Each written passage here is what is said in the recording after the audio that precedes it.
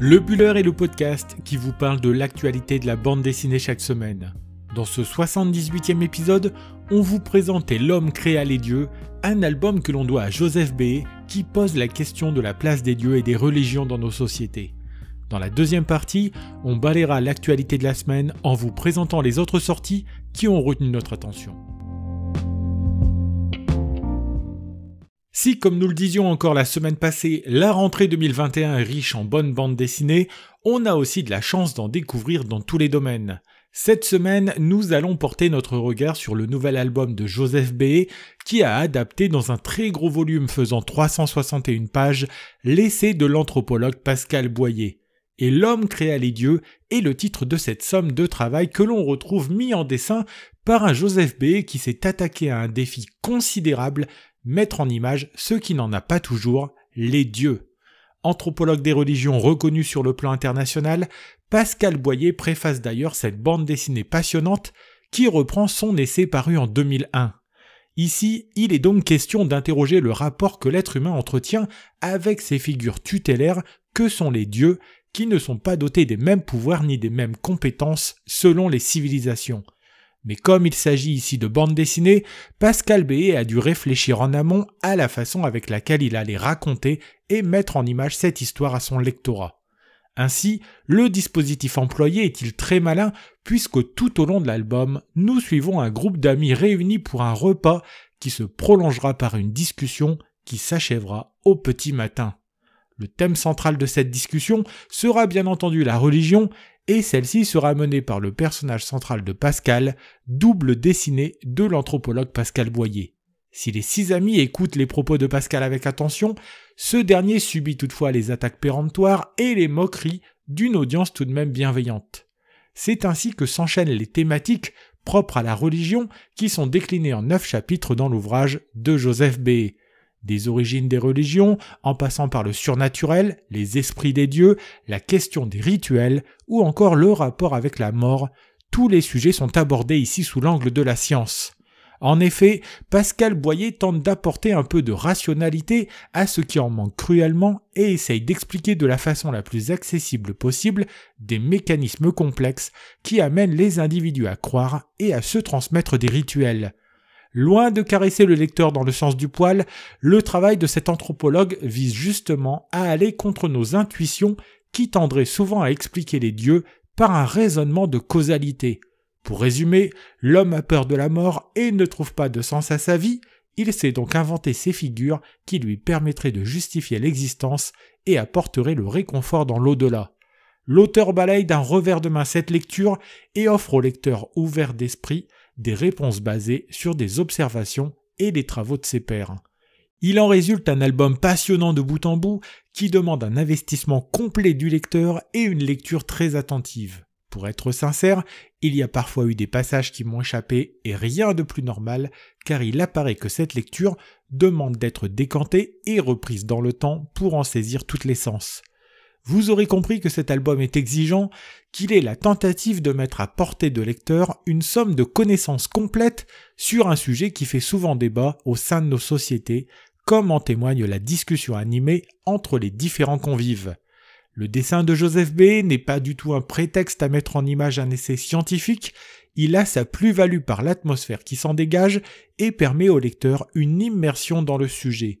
Tout en noir et blanc, il est précis, riche et apporte au personnage une palette d'expressions permettant d'accompagner et d'éclairer le propos. Il aura d'ailleurs fallu 8 ans au dessinateur de la très bonne série Le Légataire pour réaliser cet album qui marque aussi de son empreinte cette rentrée 2021. Disponible depuis 2 semaines en librairie, édité chez Futuropolis, voilà une bande dessinée dont on recommande fortement la lecture, offrant un éclairage passionnant sur les rapports qu'entretiennent les hommes avec la religion.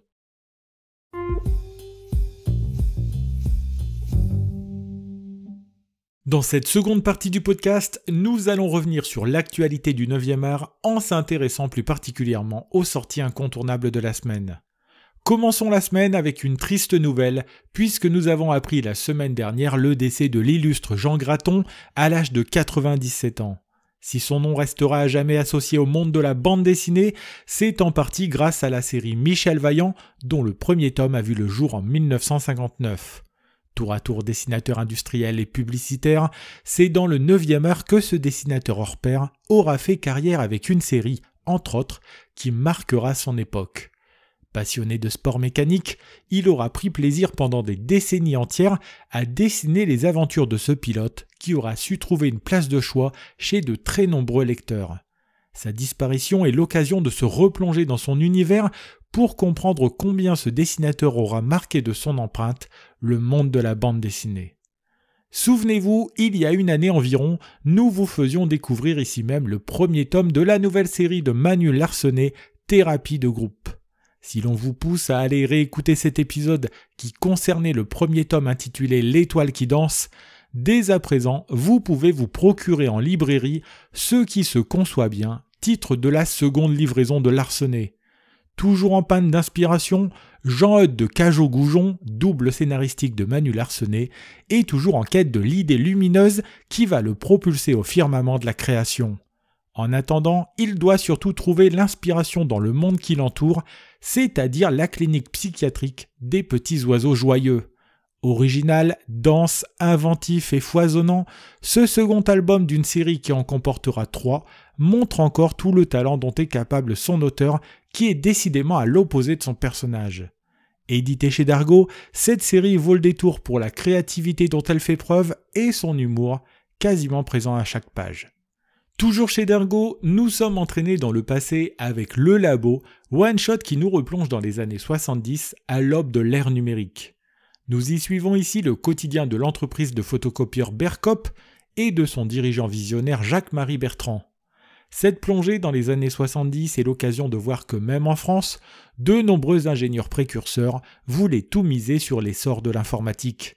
C'est le cas de Jean-Yves, fils du patron de cette entreprise, qui va prendre la tête du labo où l'on mélange l'innovation entrecoupée de séances de jogging et de méditation.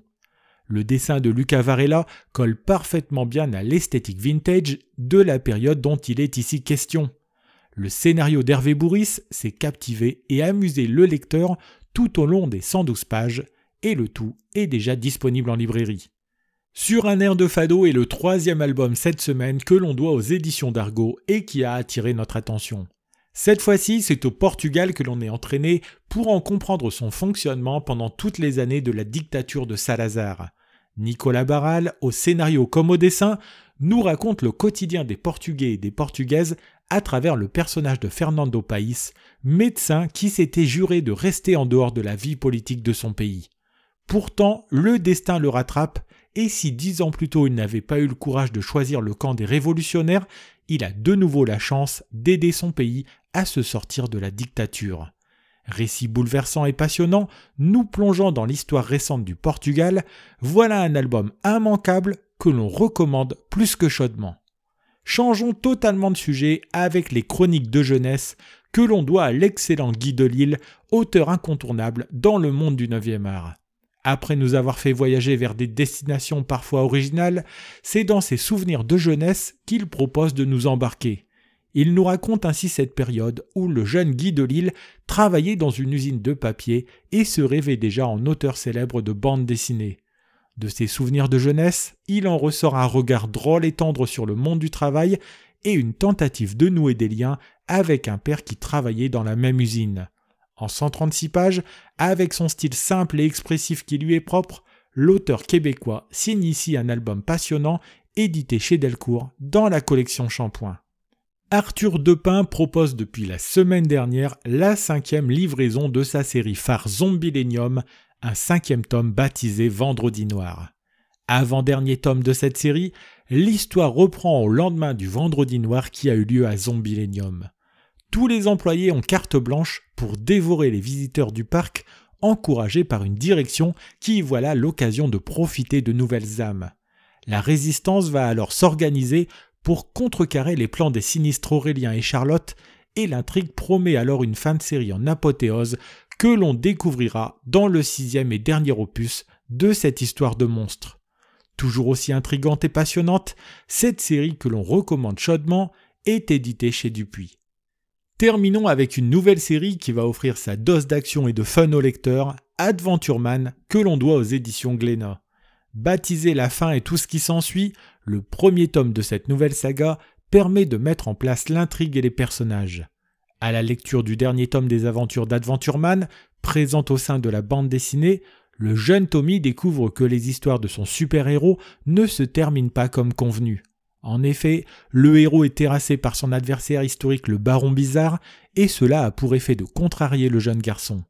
S'en plaignant à sa mère, sa dernière lui répond que la saga ne comporte pas de suite et qu'il faudra se satisfaire de cette fin, jusqu'à ce qu'une mystérieuse femme lui confie une édition inédite des récits d'Adventure Man. Mêlant fiction et réalité, la bande dessinée bascule alors dans un autre univers qui saura séduire les lecteurs avides d'aventures originales.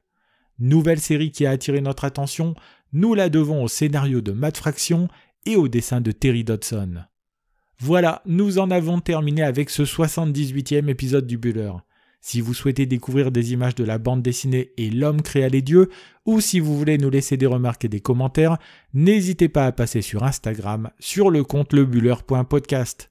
Si vous avez aimé cet épisode, n'hésitez pas non plus à le partager autour de vous et à vous abonner à notre podcast sur votre plateforme préférée, y compris YouTube depuis peu. Il me reste à vous souhaiter de bons moments de lecture et je vous dis à la semaine prochaine pour un 79e épisode de votre podcast sur l'actualité de la bande dessinée.